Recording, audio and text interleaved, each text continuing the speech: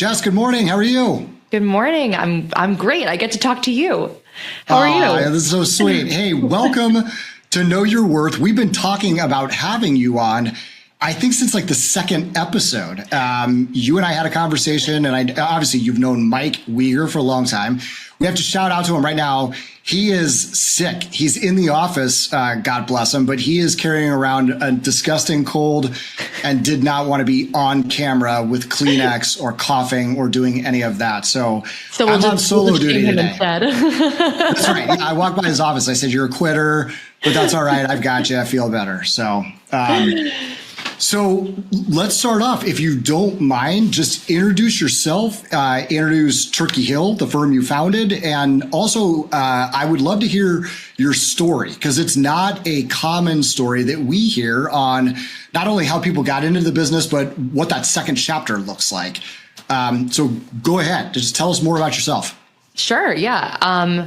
I'll give you my stream of consciousness and you tell me when to stop. That tends to be the best of these episodes. They are completely stream of consciousness. Great. Okay. Well, I guess maybe to start out, when I graduated college, I either wanted to go into wealth management as an advisor or into M&A as an advisor, and just kind of happened to stumble upon a boutique investment bank that provided M&A advice at the time to both institutional asset management and also wealth management.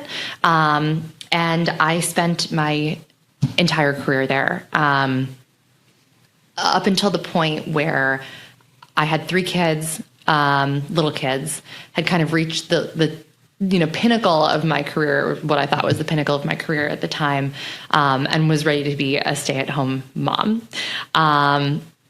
That lasted for 6 months. I had a 4th kid, and 3 weeks into having our 4th kid, I decided it would be easier to start an investment bank than stay at home raising them. So at the time, creative juices weren't really flowing. So Turkey Hill is the name of the street that I live on. That's gonna blow some minds, I think, but we're now stuck with the name. So here we are. But when I set it up, I wanted to set our company up in a way that resonates most with the clients that we serve. So I guess first, personally, like my interest lies more with wealth managers than it does with institutional asset managers. Like I just care less about what mutual fund family is selling to what mutual fund family, which is it's great. It's not for me. I don't even click on the headline. Yes. Yeah, right. Exactly. I'm kind of in it for, we have all these people that have entrusted their life savings and like the generational wealth of their families in our hands. We need to go find a partner that's going to honor that and, preserve our legacy and take care of some, like all the trust that we've engendered from all of our clients over the last 30 years. So we focus exclusively on the independent RIA channel. We're not doing breakaways or anything like that. But then I think the other kind of like big differentiating point is that we don't charge a success fee at the end of a transaction the way that your traditional investment bank does. Not knocking, the way that anyone else does it, but for me personally, when you think about the clients that we serve, right, they're fee only or at least fee based. A lot of them came from wirehouses and left because they didn't like the idea of having to, hawk annuities or sell mortgages or whatever and say, oh no, we're doing this in your best interest, right? But then when it comes time to sell your company, you go and you hire a registered broker-dealer, right, an investment bank, and they take a commission on the sale of a security, and that security just happens to be, the last 30 years of your life. Yeah. So we don't.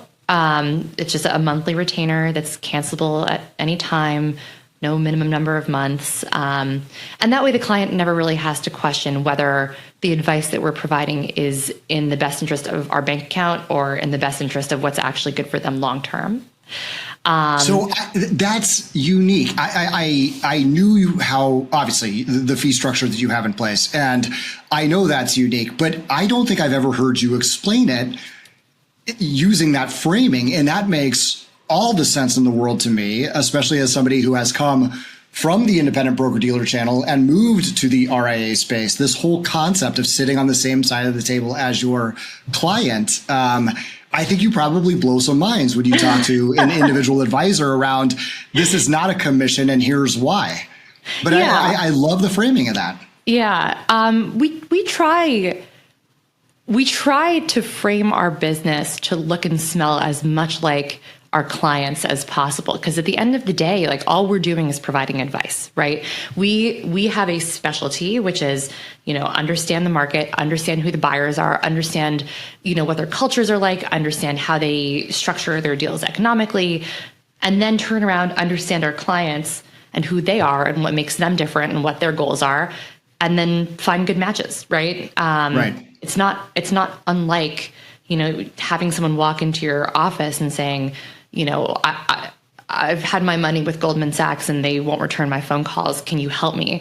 And then, you spend the time up front putting together a financial plan for them and helping them actually understand their goals and how to achieve them. Right. I don't know. I mean, it kind of echoes in every facet of what we're doing. Right. I think, the market has become so efficient from an economic standpoint the last few years that getting a good deal economically is kind of like the least of our concerns. Table stakes. Yeah. Yeah. It's just, how much better can the economics be if you're able to solve for everything else?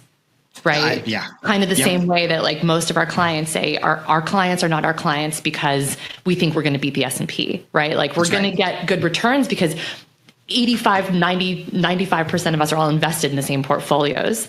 It's a question of like, can we take care of everything outside of their investments to make them feel like their wealth is protected, right? Yeah. We're kind of doing the same thing on the it's everything, those echoes. You're right too. And I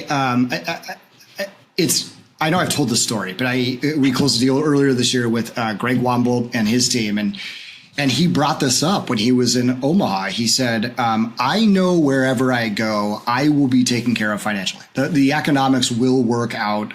I've built this business. I'm in a good spot. So we'll take that off the table. For me, the next three components that make a deal attractive is, one, does it provide lift to my clients? Are they getting access to new services or products that they didn't before? Two, am I creating new career opportunities for my stakeholders and my staff? Are they able to seek employment with a larger organization, or could they move and relocate if they chose to? And then three, I want it to be a great deal for my buyer. I want the buyer to look back on this 5 years from now and say, man, we would do that all day, every day. And that was probably the first time I had an advisor up front say, I know the financials will work out. Like, you guys are all kind of right there. Yeah. There's nobody that is so significantly ahead or behind. For me, it's the other components that make a deal really worth just leaping into. Yeah. It's funny. We get asked a lot at the start of working with a potential seller, well, what should I be thinking about going into conversations with potential partners? And we kind of have to reframe the conversation for them, right? Because everyone's like non-negotiables are the same, right? It's like, don't change fees for my existing clients. Don't fire my employees. Don't lower their compensation. Don't, make us sell out of large historical positions for each taxable, right? Like, don't make me switch locations, right? And it's like, well, yeah, no kidding, right? Like, obviously. And if you find yourself in a position where you're talking to a firm that's like, no, we're gonna change all of your fees on day one, like, it's in your power just to say no. Like, I'm not going to sell to you if that's what your plan is, right? So then the question is like, okay, well, if those are all table stakes, right? We can't even call them non-negotiables because it's just a given.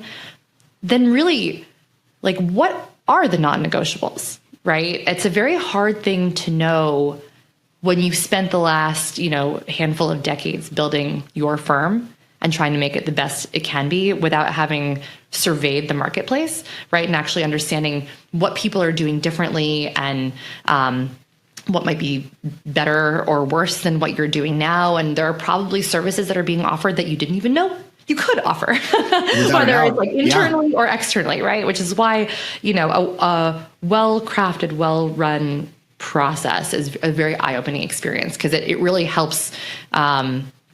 It really helps craft the list of maybe not even non-negotiables, but like nice to haves, so that when it comes time to announce the deal to your employees and your clients, it kind of achieves all of the goals that you were just talking about, right? Like, Right. here are Right. all the ways, clients, that life is going to be better for you now. Here are all the ways, employees, life is going to be better for you now. Here are the things that are not going to change. You have my promise. We'll still be your advisor. Your fees aren't going to change. You're going to have to learn a new email address. I'm so sorry. Right. But guess what? Now we have access to alts, and now we have, in-house trust and estate. And now we have, whatever HR resources that we didn't have before. And that's like the very exciting part of the evolution of this industry, which has happened so rapidly. And now, everyone kind of gets to reap the benefits of it. Yeah. Yeah. It's remarkable. We were talking about this a little bit before we got onto the call, but this consolidation trend has been accelerating. And I think for the last, 3-4 years, the idea of a mega merger has been floating around. It's been something that's been talked about, I think, at every M&A conference I have been to or spoken at. But we hadn't really seen that. A lot of that had been, and I think there's valid and rational access to capital reasons why that hasn't happened. At the pace at which private equity has come into the space and how accessible new investment has been, there hasn't necessarily been a strict capital need to merge with a larger partner, unless you find yourself maybe losing out on business or needing the scale of a firm that has access to M&A that you didn't. But we have now started to see that. I think we just saw within the last month the announcement of MAI and Evoke, a big deal. Two firms that were roughly equal in size coming together to form a $60 billion RIA. I would love your take on that and prognosticate a little bit. Are we going to see more or less of that? And I promise this is not holding anybody to account, but when? Because I think we're still a ways from this. I think there's still so much track to run before we start seeing this at frequency. But I'd love to hear your thoughts on it.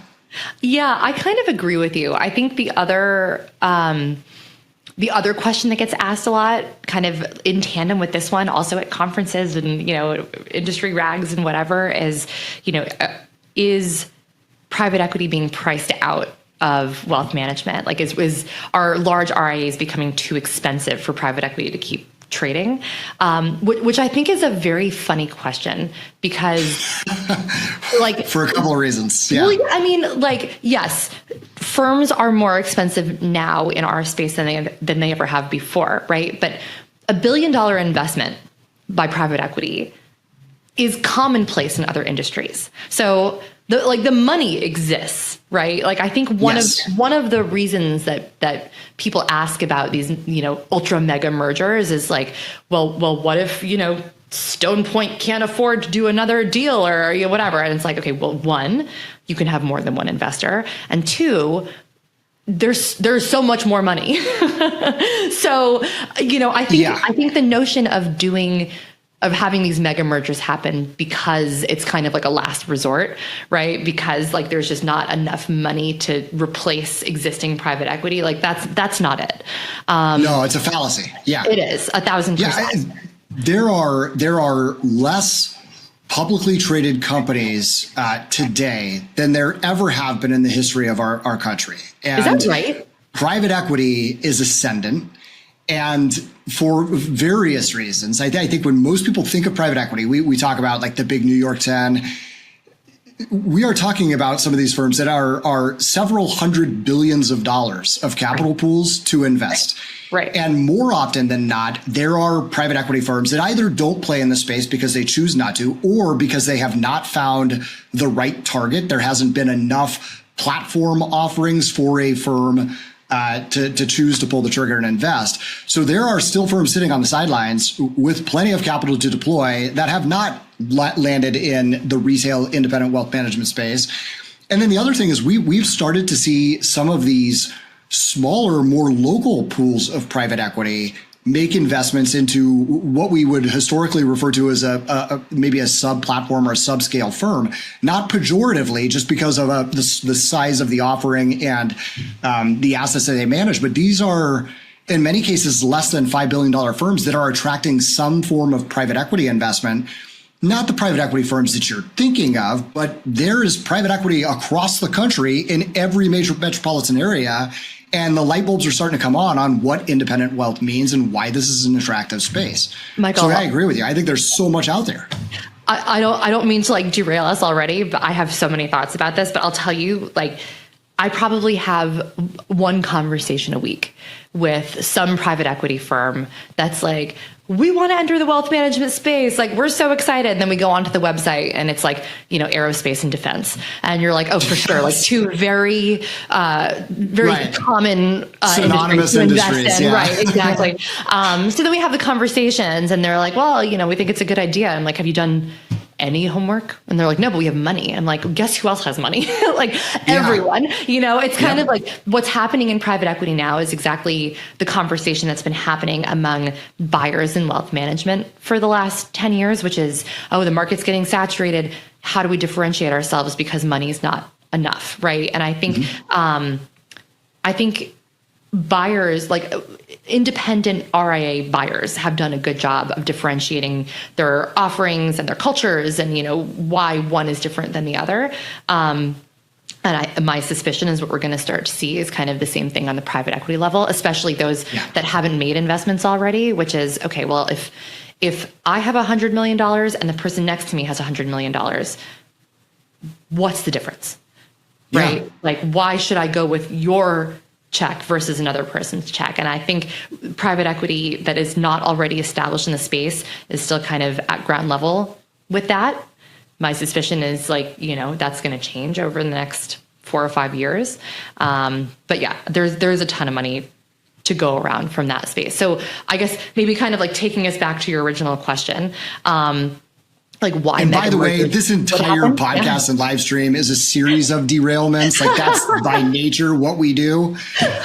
We on the last episode we had John Orsini on, and Mike was talking about the monetization of YouTube influencers, which never guessed we would have gone down that rabbit hole. But I'm sure glad we did. So please, like at least we're on topic here. Unfortunately, I have very little to add to that conversation. Same. Yeah. I barely turn my TV on. I was passive. I think if we start to see mega mergers with more frequency, it's going to be in the same vein of the MAI Evoke deal, right? Which is like such a beautiful one to point to because they're perfect complements to each other. Being able to take a very large, established, ultra high net worth company and kind of like plop it alongside a very large, established, kind of like high net worth business is fantastic, right? You don't have, I think it's the same reason that we're seeing a lot of acquisitions of larger tax firms, right? Where, if we're all continuing to try to justify our, 1% fee or whatever, the best way to do it is with additional services. There's less of a question of like, okay, well, now we have 2 CTOs. Which one do we have to let go? Well, now like we have 2 different fee schedules. Whose are we going to use? Because they're 2 different services, right? So the integration is really more along the lines of, well, how can we make sure that all of our clients who can use both of our services understand the access to them, and less about, well, you're on Tamarack and I'm on Orion, so one of us is going to have a huge conversion because they're using different systems anyway. So that to me makes a lot of sense. When we're all, I feel like I have this conversation a lot. It's like $20 billion means a lot less than it did 5 years ago, That's absolutely right. And at $20 billion doing $500 million deals. And I don't mean to make it sound as trite as it's coming out of my mouth, but no. But the economics behind it are sound. Yes, yeah. You're not moving the needle if you're doing that same level of deal or the same size of deal. when you're 50 billion. I mean, that's Right. been an evolution we've sort of gone through as we've ramped up the machine. Right. We were 3.5 years ago sitting at 19 billion, doing roughly 4 to 5 deals per year. We did 15 last year. We should, fingers crossed, do 22 or 23 this year.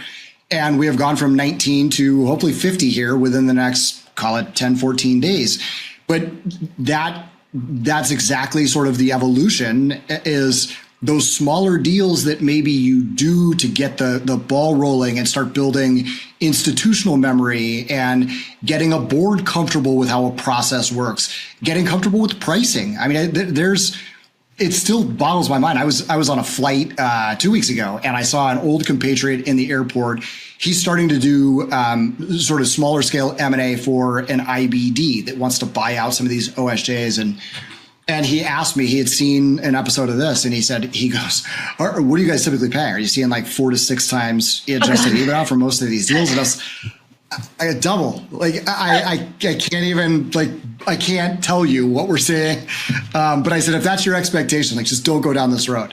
But you kind of build the process, and then that's how you start taking swings at larger deals. We took a swing at a larger deal that you represented, and that was a great exercise, even though it didn't come our way, because that was a chance to, one, show that we do have access to capital, and two, there's a different level of sophistication to bring a $3 or $5 billion RIA online and integrated than a $500 million firm. Totally. There's a lot more people. There is, for reason, usually more ego. There are more systems in place. There are just more processes around investment management. There are more offerings that you would have to integrate. I mean, there's a reason those firms have gotten to the size they are, and they are expecting more from a buyer. So I think it's just the natural progression of this space. Yeah, it's interesting because I feel like, like you, we'll probably announce about 20 deals this year, maybe a few more. Every time I load LinkedIn, you're announcing something.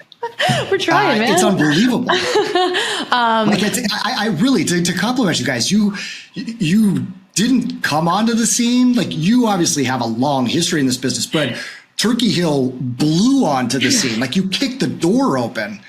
And every time I load LinkedIn, I mean, it's like I'll see something on Citywire, wealthmanagement.com, and I'll go to LinkedIn, and you're like, we're proud to represent the seller in this transaction. It's like, of course, I should have just called you first. It's like, this is yours, right? Oh, God, thank you. But yeah, I mean, listen, like, kind of having the deal flow that we've been fortunate enough to have, we get to see the spectrum of, smaller firms and larger firms. Right. And it's very interesting to see. There are always exceptions, right, to any rule, but by and large, the 250 million to, I don't know, $600 million firms have a very different set of criteria and problems that they're trying to solve for than, like a $3 to $5 billion firm. Yeah. Like the smaller ones are like, either sole proprietors, or it's them and, a junior, and they're also, the chief compliance officer and are running payroll themselves and whatever, and are working 80 hours a week and are just like, I can't do this anymore. We stopped growing because we don't have capacity. All I wanted to do was be an advisor, and now I'm a business owner. Like, help me work 40 hours a week, right? That's like by and large the cases that we see there. So then it's like, okay, well, let's find a home for you that has, a really well built out back office and younger advisors who can take on some of your client load. And if you're trying to retire in the next few years, have a pathway to succession, and maybe they're okay offering less equity because you're not around for a longer period of time, right? And you contrast that with, like the $2 to $5 billion firms who at that size could be acquirers, right? They have 70 and often employees, have been. And often have been, right? But for whatever reason, they decided not to. But they're responsible for the livelihoods of 70 employees.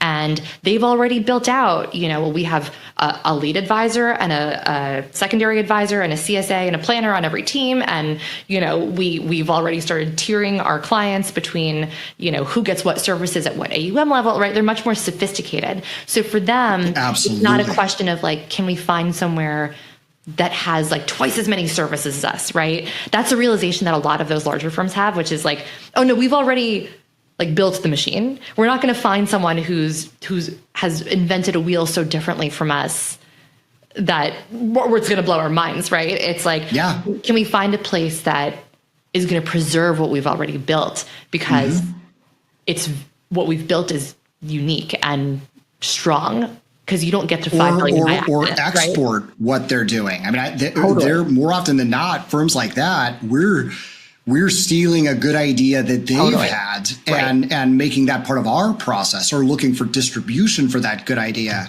I mean, it becomes a lot more about how do we expand our stage presence versus just fold into a larger organization. That's where I think, not that there is not great talent at these smaller firms, but when we talk about M&A being a talent acquisition play, you're far more likely to find that deep bench and really talented individuals at a firm like that, because the base of the job hierarchy pyramid is just wider. Right. And there are more people that can advance. That sole proprietor, generally speaking, you're right. It's an advisor, maybe a staff member, maybe a junior. Yeah, they're all working. There's only so many jobs. Yeah. Right. Yeah. Oh yeah. Yeah, they're exhausted. Yeah. Right. Yeah. Well, and the refrain that we hear a lot with larger firms that have, 40, 50, 60 employees who are all very concerned that their staff is going to get fired. When we go and because there isn't a space for them, right? When we go and we take them to market, what we hear very often is, look, we might not have a place for these 5 people right now, but if you've already vetted them, they're probably pretty good. We will find something for them to do for the next year, because we're growing so rapidly. Like, we would rather have them on staff for a year before the position is needed and then have them fill the position a year from now than let them go for no reason and then have to go hire for that position later. Oh my gosh. Right? Totally.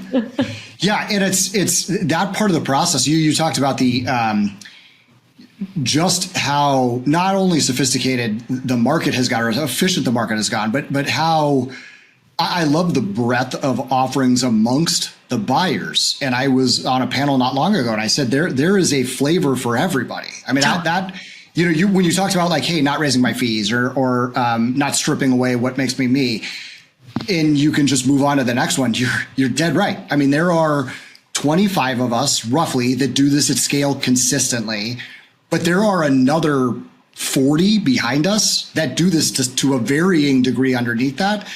And if I go to one firm and they say no to XYZ that makes me unique or is something that's really special to me, there are probably 24 others that are just fine with that, or at least want to talk about it.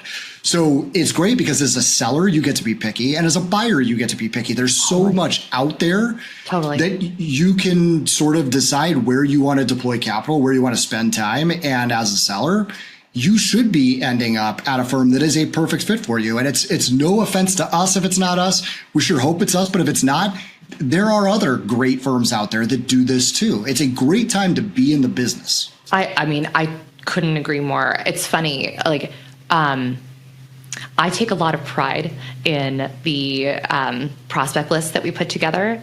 It's something that I compliment our team on a lot. I think we've gotten very, very good at kind of figuring out ahead of time, if we're only going to bring a client to 10 firms and there are, 200 buyers out there, how can we be so confident that we're taking them to the best 10?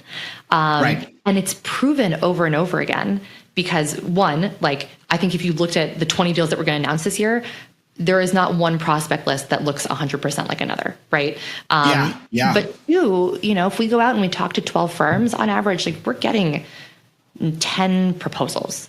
And the other 2 are like, we would love to, but, we're not interested in offering tax right now and they have a tax component, or we'd love to, but we have too much in the pipeline before, the end of the year. So we unfortunately have to pass on this one, even though it's a great fit, right? Like we're not getting a lot of like, I don't want this because it's a bad fit for me, right? And that feels very good because we have lots of different lists, right? Mm-hmm. And there are the landscape is so saturated, and I don't mean that in a bad way, with potential partners, that there are 10 good fits for every seller. And it's Absolutely. a question of like, let's find the best of the 10. And, and the beauty is you can call your friend and be like, I talked to 10 great firms.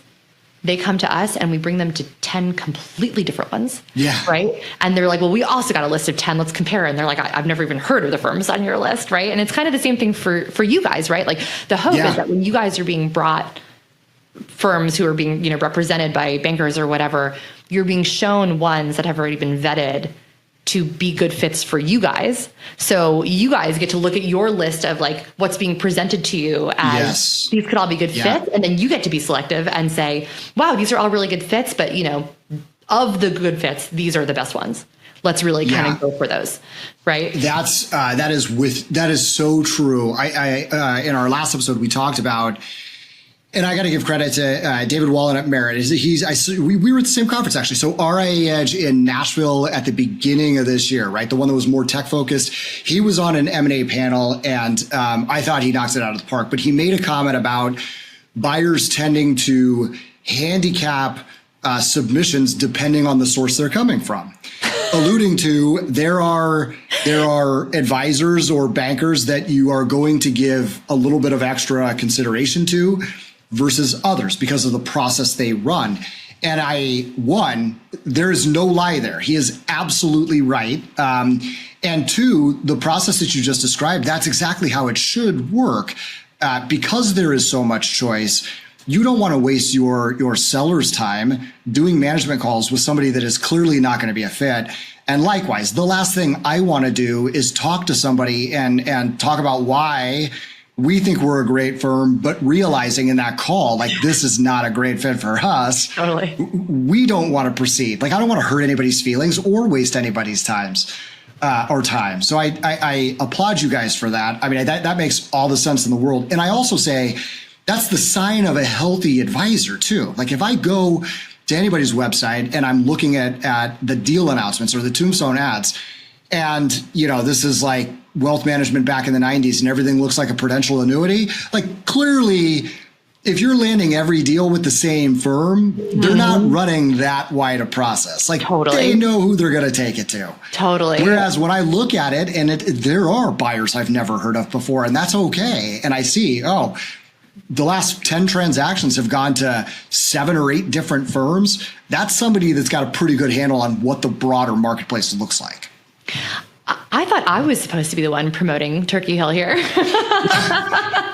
We have purposely, for a couple of these in a row, we brought on people that I think run a terrific process, and it's great. It's nice to be able to say, hey, listen, we have done deals together, but there's a lot more that we haven't done, whether we weren't the right fit or we never even saw it because you decided and the seller decided, like, that's not what we're looking for. And that's a sign of health in the market. Totally. I mean, we get phone calls.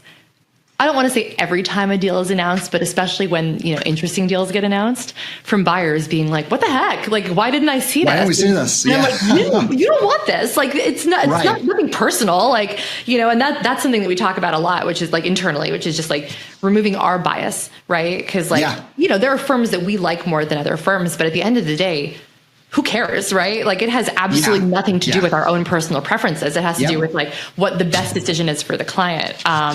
So, it's so funny you say that. 3.5 years when I got here, I used to make those calls. Like, I'd see something, but we didn't have the relationship. So I would reach out to a banker and say, hey, I want to introduce Carson, tell you why you ought to at least think of us. Here's our ideal fit. If you have anything that matches that in the future, let's talk. I never call somebody now and say, why didn't we see it? Because I usually, we have a relationship, we know the banker, and we know there's a reason we didn't see it. So why waste time on a phone call when they tell us, oh, this person was doing, nothing but oil and gas. That's why I didn't bring it to you. It's like, okay, thank you. Thank you. Yeah. Okay, so let's switch gears. We're like one question in and 35 minutes into the episode, which is exactly, again, the way that this usually works. Yeah. No, actually, you and I talked, like 2 weeks ago, and I said, hey, I'll kind of like brainstorm a few questions. I'll send them over to you. Take a look at that. We'll iterate at it. You're like, I don't need this. Like, let's just get on the phone and we'll do this. Sure enough, here we are. Here we are. So let's talk about G2. This is something that we've spent a lot of time on lately. We're trying to really be thoughtful around how we craft equity positions for second generation talent, whether that's advisors or ops staff. But I don't think it's being done at scale in this industry. And I think it's still a relatively new topic for a lot of sellers, especially to go back to those sole proprietors, those smaller practices with reason. I mean, they are the ones that built the business and they have all of the equity. But I just like your thoughts on how have you seen either first generation advisors try and get creative on equitizing G2 when it's appropriate? Can you give maybe just a few stories of how you've helped in that, whether it's a conversation that went somewhere or didn't? And then just general thoughts around how do we make sure this second generation is not disincentivized once a transaction is complete? And they always thought that they were going to buy this business. And then they found out that it came with a $50 million price tag and realized that there was no way. How do you keep those butts in the seat and keep them motivated? I think gigantic question. Well, it's a gigantic question, but it all has kind of one answer, right? So many of our clients own 100% of their business, or they have, right. They're like person that they can't live without who, by the grace of God, owns 5%, right? Right. And the founder is, turning 70 and, we bring them to market and the market says, we don't want to give 95% of the proceeds to you because you're not going to be beneficial to our business, 2 years from now after you've retired. Right. I guess maybe kind of like taking a step back. One of the reasons that we end up with a handful of our clients is because they have tried to do an internal sale and it has not worked. Yes. More often than not, they just become a victim of their own success. The problem is that 10 years ago, you could buy an RIA for 6 times. So, selling internally at 5 times, it's like, okay, well, I'm leaving money on the table, but, at least my independence lives on, right? Right. Now, you're like, I want to sell my business internally for 5 times, or I can go to market and sell it for 13. So that feels like too much money to leave on the table. What do I do? The other problem. Yeah, you're talking about leaving generational wealth Correct. on the table. Like it's Correct. not a turn or Correct. two. Correct. Yeah. The other problem is most people prefer to be employees. Like most people do not like the risk that comes with being an entrepreneur. So even if you can find a creative way to finance something where you don't feel like you're leaving generational wealth on the table, it's very difficult to find a person who wants to run payroll and who wants to stay up to date with compliance and who wants to not have anyone else to ask questions to when clients have difficult situations, right? Like it's more often than not, what we hear is like, well, I have a great G2.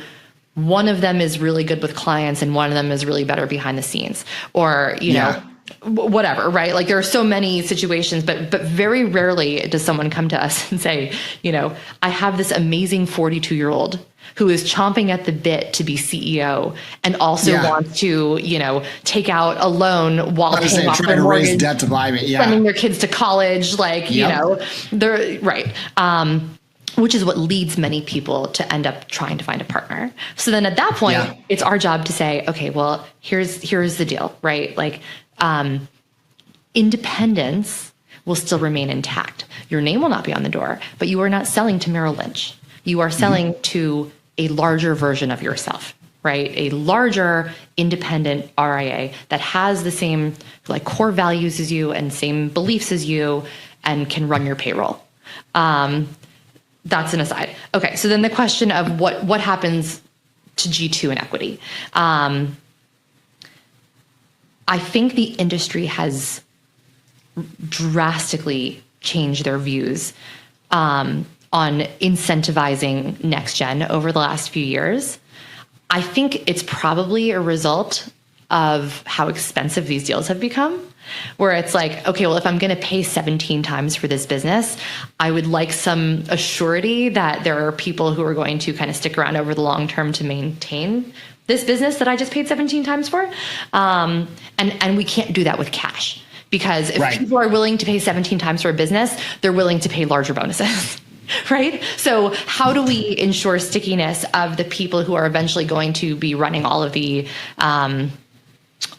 households and, continuing to grow the business and all that? And the best way to do it is through equity, right? Mm-hmm. And the thing about equity is that it comes with restrictive covenants, right? Handcuffs. So that's right. The idea of giving the 42-year-old $250,000 of equity, right, is actually more of a burden than it is a positive, because $250,000 is not going to retire you, right? Mm-hmm. It's kind of like, oh, this is great. It's $250,000 I didn't have before, but it's not enough that, you have the ability to sell your equity and then sit out for 2 years waiting for your non-compete to expire, right? Right. So what we're trying to solve for is, well, what's the right number to give to someone to make them want the equity? And then how do we help the seller understand that, like, we will make the deal more valuable to them if they are willing to part with some of the deal proceeds in order to incentivize next gen. Like, we need this to be a win-win-win for everyone. And it's not going to come by paying the 95% owner 100% cash, and then just kind of like keeping your fingers crossed for next gen. Yeah, well, and it goes back, I think, to a comment you made when we started this, which there is so much truth to the idea that the non-negotiables around, firing staff, raising fees, those are historically, and I talked about this in the last episode, those are historically how in other industries people make money on M&A. Because at the base level, when you are paying, let's just use 10x as a round number. If 10x is on the right EBITDA, the correct adjusted EBITDA that both parties agree to, theoretically, that's a 10-year break even. Why would any advisor sell a client a mutual fund that said in 10 years, this is going to return your principal with zero upside? Right. So historically, the ways that folks make money in M&A is you jack up fees, you synergize the business by people losing their job, you force either debt on the business and absorb that, or you are playing the arbitrage game between what you think your equity is valued and what you think theirs is. That gets risky. I think that's in many ways an untested thesis. So that leaves growth. Right. And if you grow somebody out of the multiple and that 10x becomes a 7x over time or a 5x over time, if they blow it out of the water, that's a lot different value proposition. And that's where that second generation being equitized means the world to the buyer. I mean, that's where you can take a bet. Somebody's 70 years old and they say, hey, I've got 2 more years of this and then I need to start winding down. You can't really account for or carry their historical growth rates forward past those 2 years if you know you're going to lose that person. Right. So having that second generation that you believe in and is equitized. And I think there's a big difference between significant and meaningful. It can be significant to you as the seller of the business. It might not be meaningful enough to that G2. So to your point about the 250,000. Yes. That's a different equation. And then I'm gonna drop a quote from Pat McLean. So Pat is somebody I have had the pleasure of knowing my entire career in this business. He was an advisor at my prior firm way before they started Allworth. But I was at a conference at Dimensional like 3 years ago. He was doing a keynote and he was talking about G2. And he said the trap that a lot of advisors or sellers fall into is thinking their G1 or their G2 is them. And he said, your G2 is not you. If they were you, they wouldn't be working for you. Totally. And it was like, my brain exploded. I'm like, yes, like preach. That's exactly right. So how do you solve for that? I think your answer is great. I mean, that's that education on why it's meaningful to the buyer, I think goes a long way to getting those conversations to sort of land where they need to land. Yeah. It's also honestly a good barometer for the buyer to understand what kind of person they're dealing with. You know, Yeah. if you're writing a huge check and they're just like unwilling to part with any of it as a thank you to the people that they couldn't have done this Yep. without, you know, I think it's, you know, it's just an interesting data point. Yeah, you're absolutely right. And it's a data point that I would venture to guess, because that's usually a conversation that's being had relatively early, certainly well before you're talking about purchase agreement or employment contracts, because you need that data for those agreements. Right. But I'm guessing if that is a sticking point, that's not the only red flag that has come up through the process. So yeah. All right, we're already 45 minutes in. I have been told that attention starts flagging on podcasts or live streams right around this time. Uh-oh. So I don't know why. I think you and I could probably do this for another 2 or 3 hours. We'll just drop like a monster episode, or we're going to have to cut this up into parts. Okay, so last question I want from you. What's something quirky or unique? It doesn't have to be weird or nefarious, but just something different over the past, I don't know, 12 months that you have seen as part of one of these processes. It could be a deal point. It could be a structure item. It could be a kind of bizarre item you saw on the P&L being carried, but just anything different or fun that you've had to work through the 20 deals that you guys are going to announce this year? I mean, first of all, let me say they are all different and fun. That's 100% true. Some more than others, but they are all Yes. definitely different, and they all definitely come with their own set of challenges. Different difficulty scales. Yes. Yes. Yep. Yes. Well, I guess like maybe just kind of something that's interesting is I think we've seen an increase in the amount of equity that is being contemplated by buyers at first blush in deals as a result of rates going up. And now that rates are going down, we're seeing more flexibility on the amount of equity being offered. So I think that's just kind of like macro without getting into specifics about, you know, any one specific buyer or one specific seller. I think that's a trend that we're seeing. The thing that continues to surprise me, and we talked about this a little bit before, is the amount of deals that are being done without the help of an advisor. Like, obviously I'm biased, right? Because that's how I, you know, put food on the table of my 4 children. But I think having an advisor on your side, almost especially once you have found a buyer, right? Like I think what happens a lot is, you know, someone has a close personal relationship with a buyer, right? And is like, okay, it's time to sell. That's who I'm going to go to. They're going to take care of me. I don't need an investment banker. My attorney is going to help with the contracts, whatever. That is kind of when you're most vulnerable. Not because buyers are trying to be like malicious or anything else, but it's just because, you know, you've put your trust in a firm that has maybe done 30, 40, 100 deals before, right? And you have never done any. So when they say, well, this is our standard, you say, okay, well, if it's your standard, then I'll do it, right? You don't have anyone in your corner saying, well, this might be their standard, but this is not market standard. So this is where you need to push. Likewise, what we see often is, you know, we'll kind of get brought into something after the seller has already had a lot of conversations with the buyer, and they think they're just having friendly conversations with their friend. The buyer thinks they are negotiating. So by the time negotiations begin, the buyer's like, you don't even know how much I've already given. And now you want a whole other set of things. And the seller's like, I didn't know I was negotiating, right?